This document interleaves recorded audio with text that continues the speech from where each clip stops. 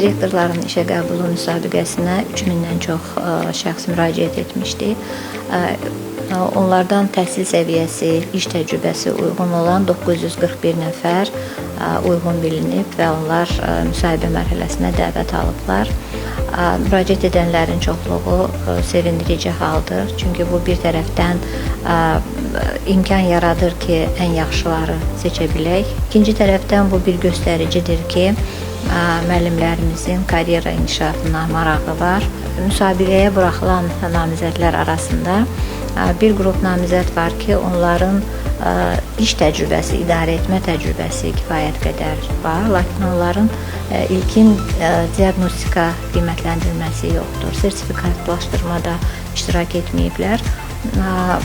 Onların peşə üzrə biliklərini yoxlamaq məqsədi ilə qərara alınıb ki, yaxın vaxtda 24 yanvar tarixində onlar üçün bir qiymətləndirmə təşkil edilsin və burada həmin namizədlərin ixtisas fənni üzrə bilikləri, metodika, pedaqogika üzrə bilikləri qiymətləndiriləcəkdir.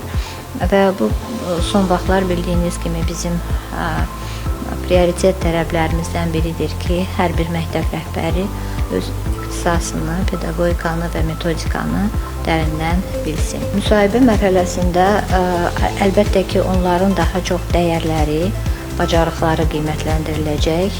Yenə bayaq dediyim kimi idarə etməyə aid olan kompetensiyalar, o cümlədən sosial-emosional bacarıqları dəyərləndiriləcək. Bu yola qoşulmuş namizədlərimizə arzu edirəm ki, səylə hazırlaşsınlar həm qiymətləndirməyə, həm müsahibə mərhələsinə və prosesin şəffaflığından tam əmin olsunlar.